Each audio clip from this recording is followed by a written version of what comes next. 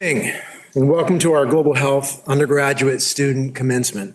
I'm Eric Green. I'm the Director of Undergraduate Studies for Global Health and standing in for Dr. Chris Speirer, our director, who was unfortunately called away for a family emergency. But on behalf of Dr. Speirer and my colleagues, it's a distinct pleasure to welcome all of you to this joyous occasion. And it's wonderful to see so many friends and families and loved ones supporting our graduates. I know many of you have traveled very far to be here today. I want to extend a warm welcome to those of you who aren't able to be here in person but are joining us online. Thank you for tuning in and celebrating with us from afar. Today, we're honoring 34 graduates who have completed the Global Health major. 4 of them are graduating with distinction, a major accomplishment that involved additional research with our faculty. But truly, every student here has completed something pretty remarkable. As you may know, Global Health at Duke is a co-major. That means that every one of these graduates completed our major along with another one in fields like biology, economics, psychology, computer science, cultural anthropology, and African American studies. That kind of pairing reflects what we believe about global health, that it's inherently interdisciplinary. Tackling the world's health challenges takes a mix of skills, perspectives, and passions, and this class embodies that beautifully. Another thing that unites these graduates is that they have all completed experiential learning activities, which is a hallmark of the global health major at Duke. Often these experiences involve working independently or in teams with our global partners to study aspects of complex health problems such as the prevention of cervical cancer, access to food and nutrition, health responses to natural disasters, and support for mental health. Through these experiences, students learn so much about the collaboration, humility, and trust it takes to make progress on such issues. I know that this class is uniquely prepared to engage with the difficult challenges facing our world. Graduates, you've worked very hard to get here, but no one does it alone. You've had incredible faculty and staff guiding and supporting you. You've had friends cheering you on, sharing the highs and lows. You've had ChatGPT and other AI agents that you've adopted. Most importantly, you've had your families and loved ones, people who believed in you from the start, who gave you your values and picked you up when things got hard. So to all of you, parents, siblings, grandparents, mentors, and friends, thank you. Your love and support helped make this moment possible. I know these graduates are enormously grateful to all of you, and I speak for all of my faculty and staff colleagues when I say that we are too. It's been an absolute privilege to get to know them, to understand their ambitions and their values, and to encourage them on the path toward their goals. So on behalf of our faculty and staff, our partners around the world, and everyone who's been part of their journey, congratulations, class of 2025. We're very proud of you, and we can't wait to see what you do next.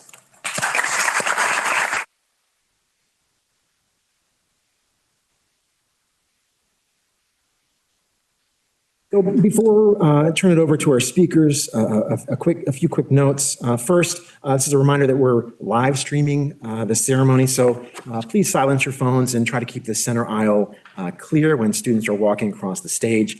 We will be taking professional photos of each graduate, and we'll share those photos with you next week. After the ceremony, we'll take a class photo out in the patio, so graduates, please follow the education team out there. Families, feel free to enjoy the reception in the atrium, and your graduates will join you there after their class photo. So now I have the pleasure of introducing our next two speakers who have been invited to reflect on this class and its extraordinary achievements. First, we'll hear from Dr. Gary Bennett, Dean of Trinity College of Arts and Sciences, Professor of Psychology, Neuroscience, and Global Health, and one of the key architects of our Global Health co-major. Following Dr. Bennett, we'll hear from Von Reagan Bledsoe, who has been nominated by her peers in the class of 2025 to reflect on this cohort's experiences. Von is graduating with majors in global health and African American studies, along with a certificate in health policy. So, Gary, here's yours.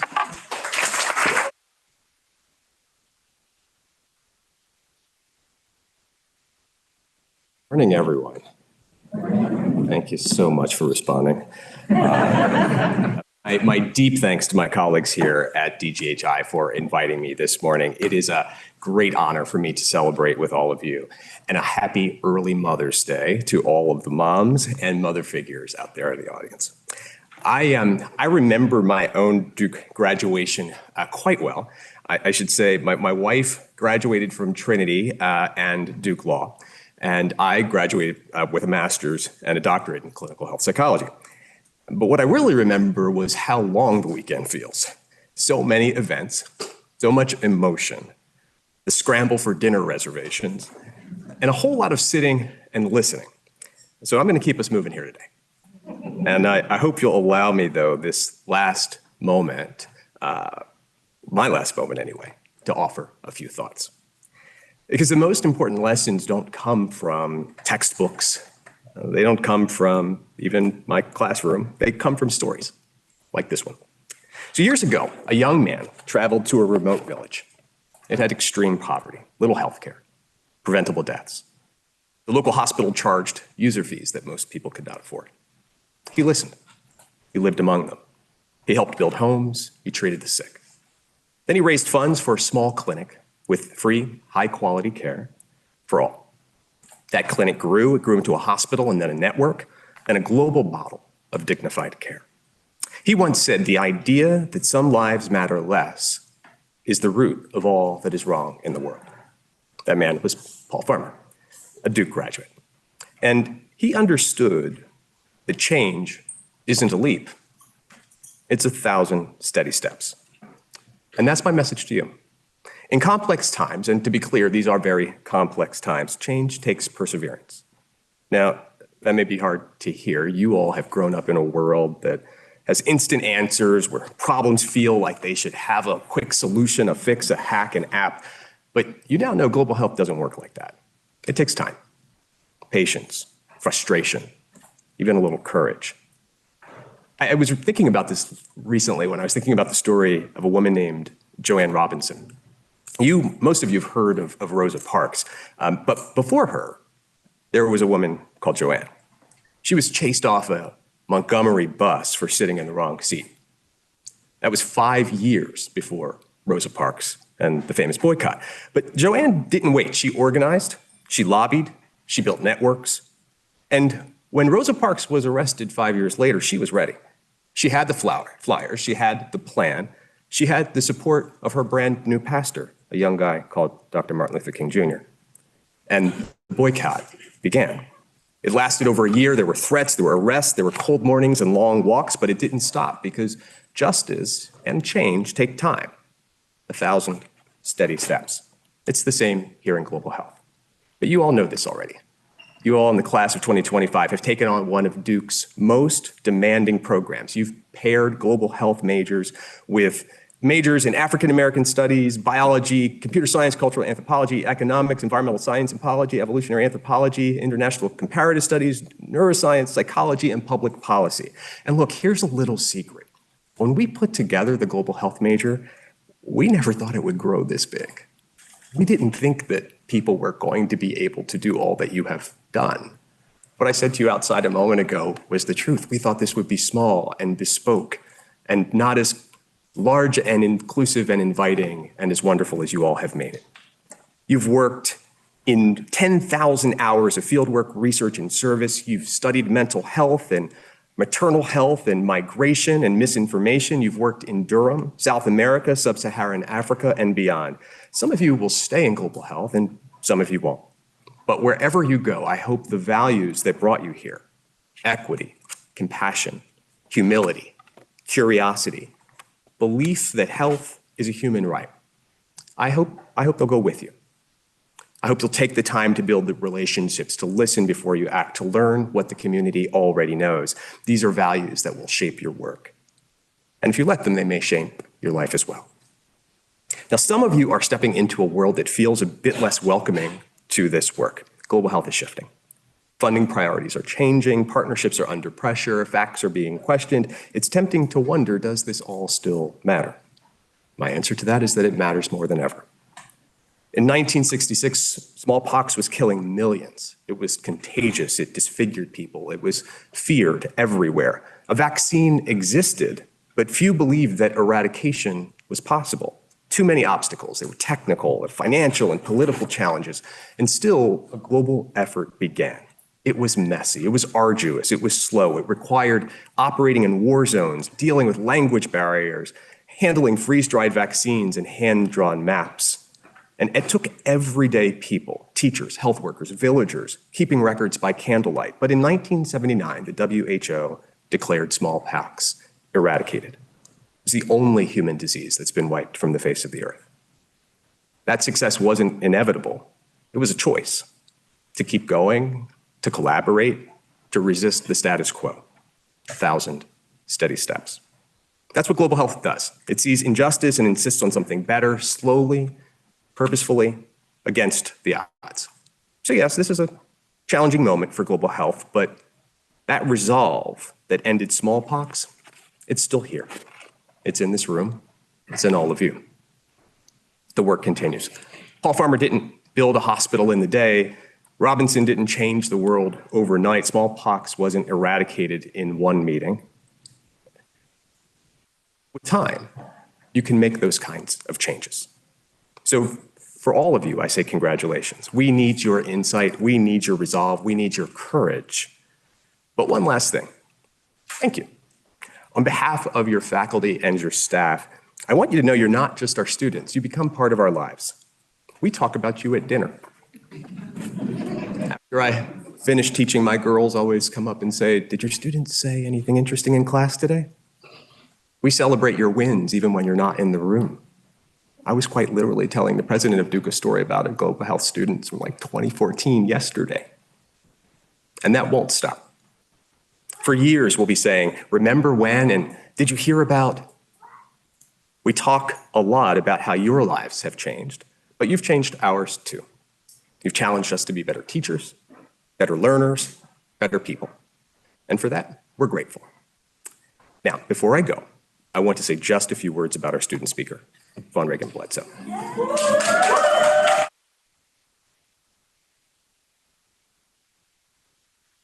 Her story is one of brilliance, persistence, insight, deep engagement with community. She represents everything we hope for in a graduate of this program. I am deeply proud of her for what she's about to do next. And I'm honored to share the stage with her. So I welcome Von Reagan.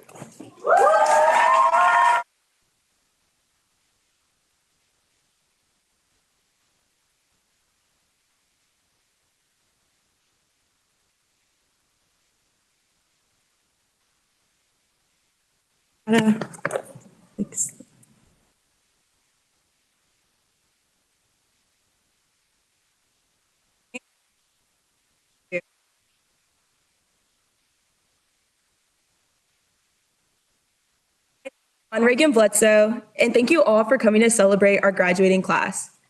I'm so grateful and honored to be the 2025 Undergraduate Global Health Commencement Speaker. If I were to time travel back to August 2021 and show freshman year Vaughn the life I built for myself in such a short amount of time, she probably wouldn't believe me. I traveled the country, had the honor of serving as president of an organization, and challenged myself in ways that I never imagined I would. While I'm proud of what I've been able to do with my time at Duke, I'm sharing this with you because of how unlikely it all would have been if not for one small moment that set the tone for my Duke experience. When I first came to Duke, I was in many ways alone. My junior and senior years had been disrupted by COVID. I was the only person in my high school coming from Chicago to Duke, and I wasn't having the smooth transition to college that I was expecting. The first week of the fall semester, I had finished all of my classes for the day, and everyone that I knew was still in theirs. I had no clue what to do with my time, so I wandered into the Mary Lou Williams Center for Black Culture, also known as the Lou, hoping that other students would be there. When I walked in, the assistant director at the time, Quentin Smith, also known as Q, was sitting on the couch watching TV by himself. I remember feeling so sad and out of place that day, and I wasn't sure if I was truly meant to be at Duke. While I don't remember our exact conversation line by line, I do remember expressing this feeling to him. He told me that everything would be okay, and he offered me a hug. Little did I know that would be one of the many famous Q hugs I would get throughout my 4 years here. In that moment, I didn't appreciate that interaction as much as I currently do. During that time of my life, I didn't really believe that things would get better, but it was that seed of comfort that he planted that showed me that there were people here in my corner who wanted to see and help me succeed. Many of my closest friends and family know how tremendously hard my first year of college was. There were days where I was planning to transfer and nights where I wished that the 4 years would be over already, but Q, along with my amazing other mentors and friends on this campus, consistently reminded me that hard times would get better. It was their guidance that pushed me to seek out spaces and join organizations to find belonging. I went on to apply to work at the Lou just a few weeks later, and they literally have not been able to get me out of that center since. I'm grateful to have a space that has carried me through so much and served as a physical home away from home, but even more grateful for the amazing community within it. As the years have passed, I've continued to join clubs and organizations that have helped me discover what I'm good at and what I'm passionate about. But the paths weren't always as obvious at first. I did not expect, for example, to be a global health major. I had taken a few global health courses toward a minor, but something about those classes stuck with me in ways that others didn't. So at the beginning of my junior year, I made the leap and switched to the global health major. And honestly, it was one of the best decisions I made during my time here. Studying global health put me on an academic and career path that excited me. But even more than that, it allowed me to expand the community of like-minded people whom I felt I could lean on for guidance and support. Through pursuing this major, I have made so many amazing connections and friends. And while I did a lot of the hard work to build myself up from the girl who was unsure of her place here, if it were not for these communities around me, I would not be here today. When you tour Duke, a phrase that you will hear without a shadow of a doubt is that Duke is special because of the people.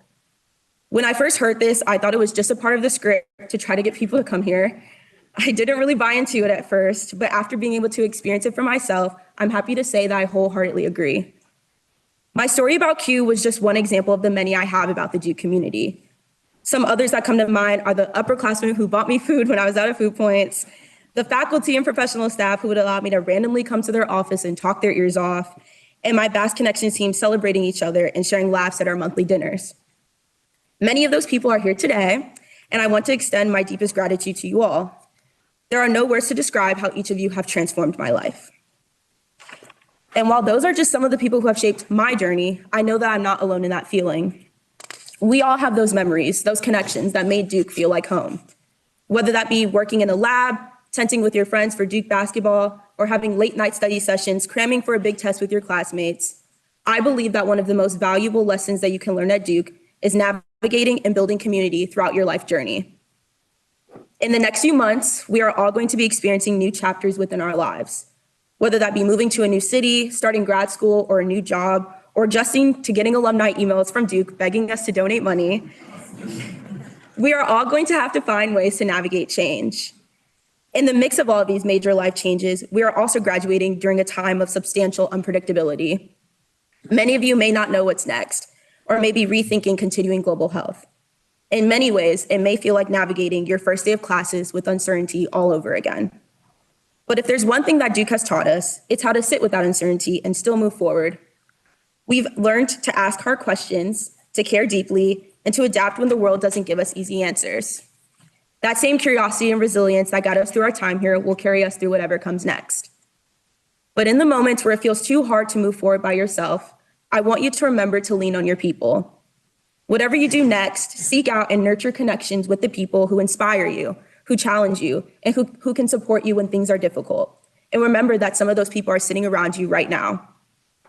While it won't be as easy as walking down the hall to see your friends anymore, the connections and relationships we have built over the past 4 years are among the most important things we can take with us as we move on to new experiences. That is the Duke difference. We didn't just find community, we found family. Thank you and congratulations once again to the class of 2025.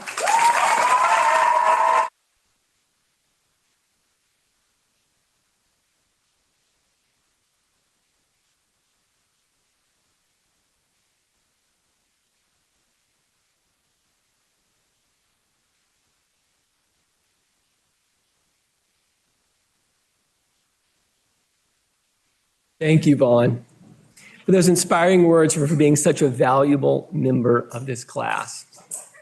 My congratulations to you and to the entire graduating class for your remarkable achievements. I'm Joe Egger, DGHI's Director for Academic Programs, and it is my honor to present our Student and Faculty Awards. As you've already heard, our graduates are truly exceptional. As you can imagine how difficult it is to select among them for our awards. Even among this very talented and accomplished community, today's awardees have distinguished themselves with extraordinary talent, commitment, and passion for their work. And I'm delighted to share their accomplishments with you. Our first award is the Michael Merson Undergraduate Student Leadership Award, which is presented in honor of DGHI's founding director, Dr. Michael Merson. The award recognizes a graduating student who has excelled in and out of the classroom and has demonstrated a strong commitment to global health and health equity through extracurricular activities and leadership. This year's outstanding student is graduating with majors in global health and comparative studies with a regional focus of Africa. She has been involved in global health research and experiential learning activities throughout her career at Duke. And through these experiences, she has been able to create a remarkable impact that will continue to be felt in the communities where she will work even after her graduation. Professors describe this student as smart, thoughtful, and energetic, and deeply committed to the pursuit of health equity. In 2023, she joined DGHI's student research training team in Kisumu, Kenya, where she worked on a project to improve access to screenings for human papillomavirus, HPV, which is the leading cause of cervical cancer. She impressed her team members and her mentors with her leadership and creative contributions to the project, which has improved HPV awareness and screening among difficult-to-reach populations. While in Kenya, this student and her teammates had an idea to establish a free childcare center in one of the region's hospitals, which would allow women to attend medical appointments without distraction. The team worked with Kenyan colleagues to design a program, and back at Duke, they raised funds to launch it, returning to Kenya in the summer of 2024 for its official opening. It's pretty amazing. The team has worked incredibly independently on this project, the student's faculty mentor wrote, noting that our awardees' leadership and initiative have been key to earning the trust and respect of the hospital's administrators. Their mentor also praised the students' commitment to sustainability, adding that they recently won a grant to return to Kenya this summer to expand the child care program. And so, for her exemplary leadership in inspiring and launching this project, please join me in congratulating the winner of this year's Michael Merson Undergraduate Student Leadership Award, Sydney Chen.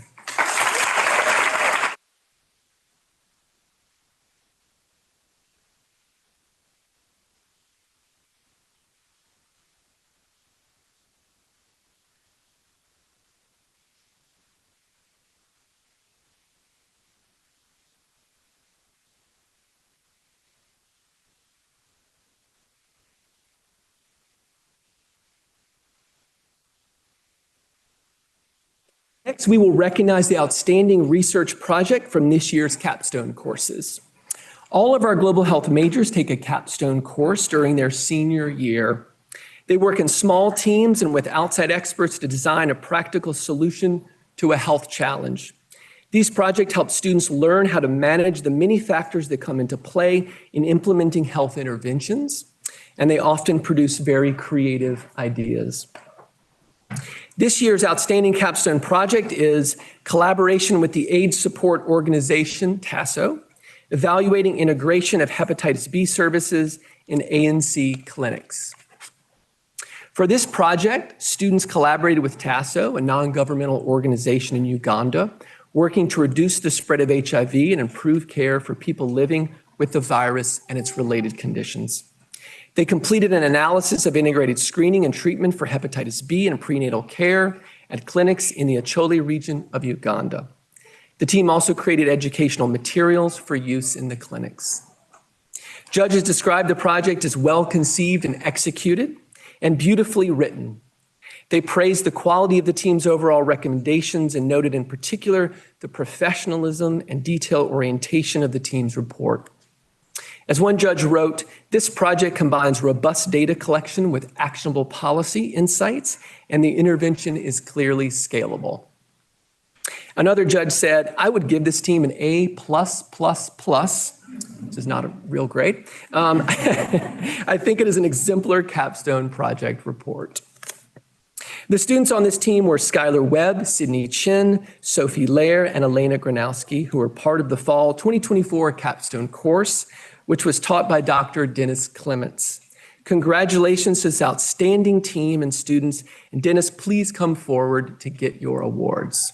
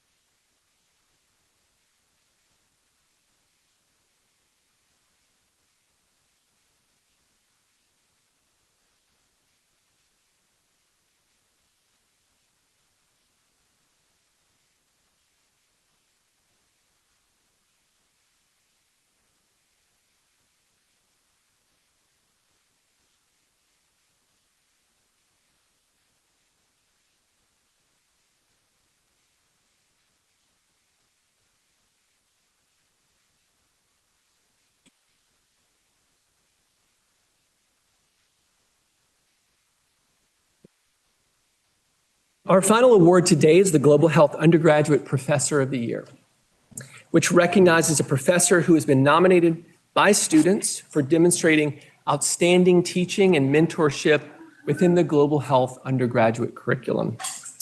This year's outstanding professor is a leading scholar of race and human genetics who has served on numerous national and international advisory boards for government agencies and professional organizations.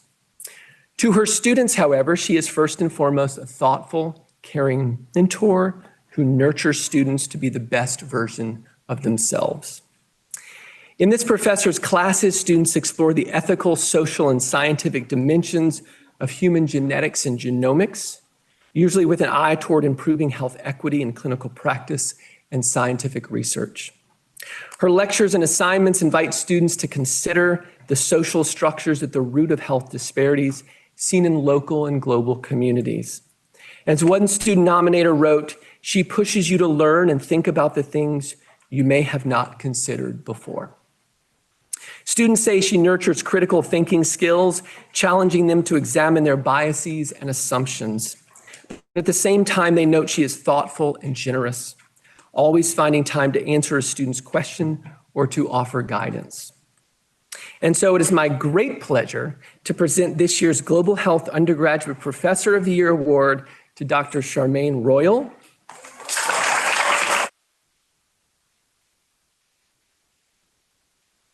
Royal is the Robert Cohen Professor of African and African American Studies at Duke, with appointments in biology, family medicine, and global health. Congratulations, Charmaine. Please come forward to receive your award.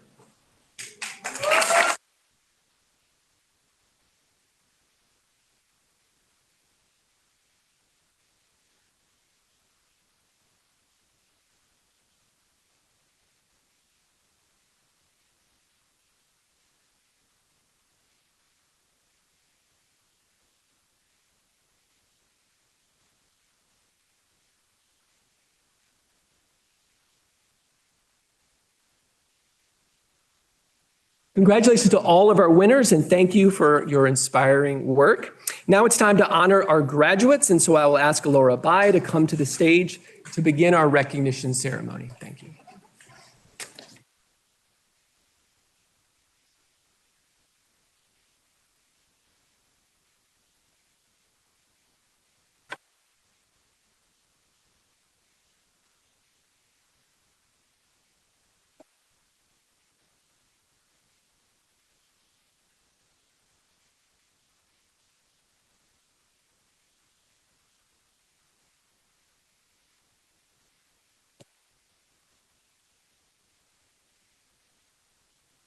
Good morning.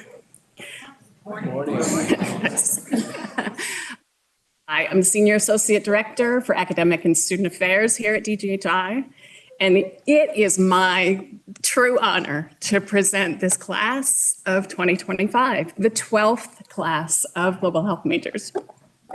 So, each of our students will walk across the stage as I read their name. And as others have already mentioned, we do have people watching this ceremony online, so please leave the middle aisle clear so that everyone can see. We also have a great photographer capturing pictures of this moment, and those photos will be made available to all of you in the weeks following the ceremony. So let's begin. Brianna Barrett.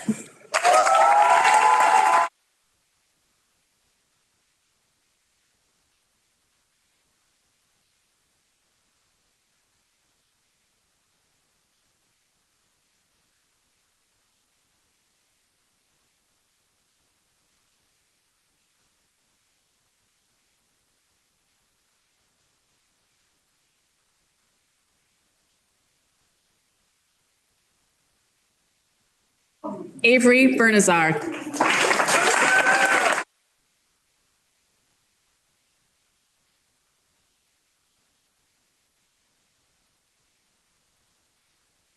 Von Reagan Bledsoe.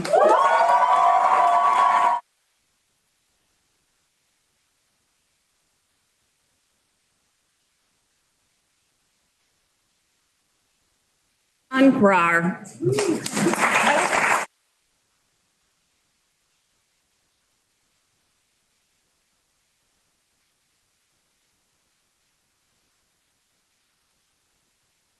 Alexa Broska Najensen.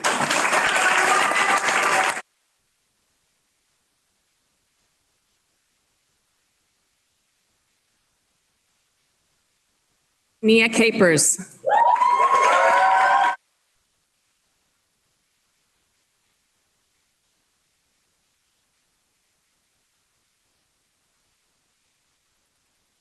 Amy Chen.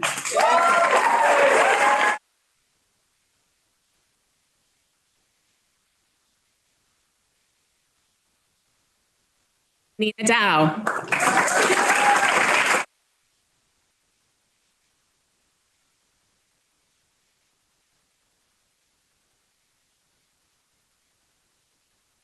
Lauren Darby.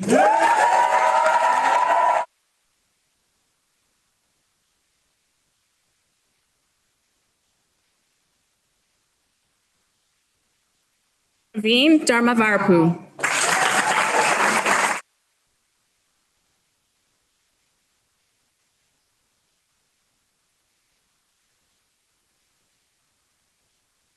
Eva Durgan.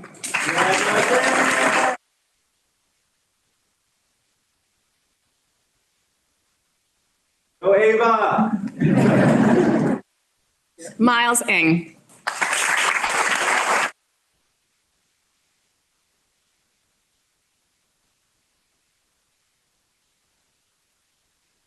Kelsey Goldwine.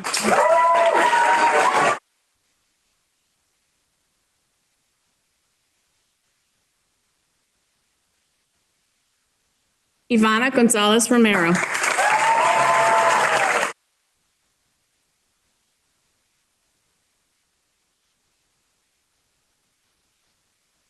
Caroline Hancock.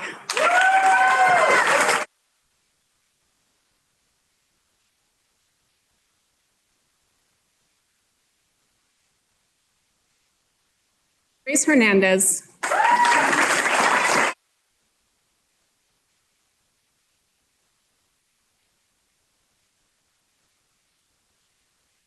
Sophie Lair.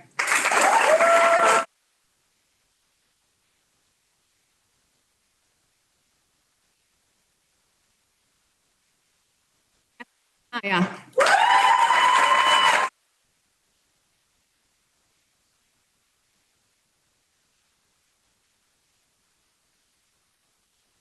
Toki Mwanji.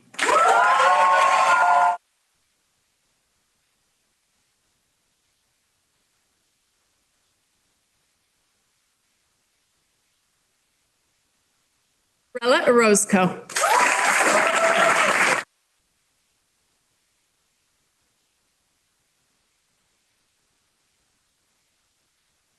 Emily Payne.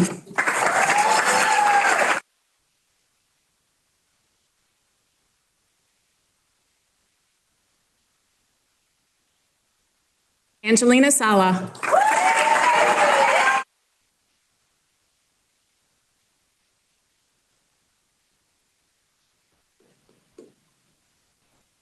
Neha Shah.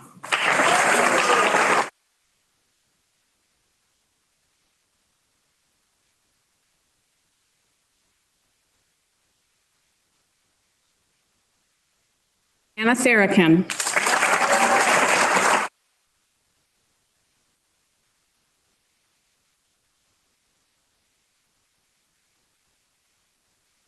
Ishi Ulak.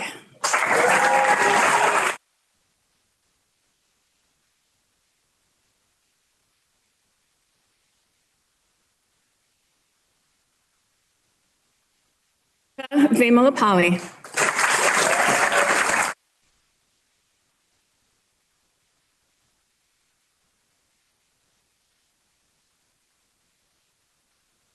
Taylor Webb.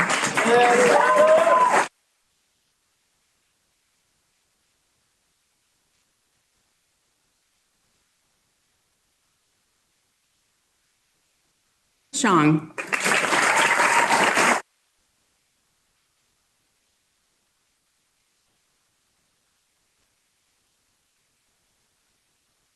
This completes our 2025 graduating class.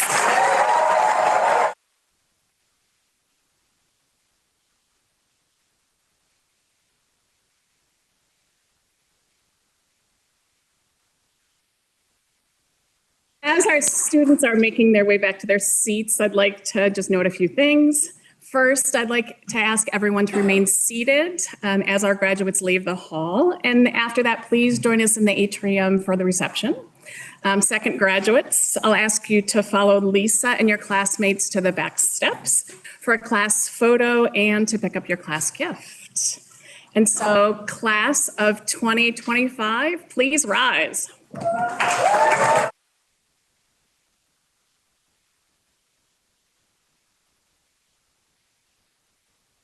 Duke Global Health Institute.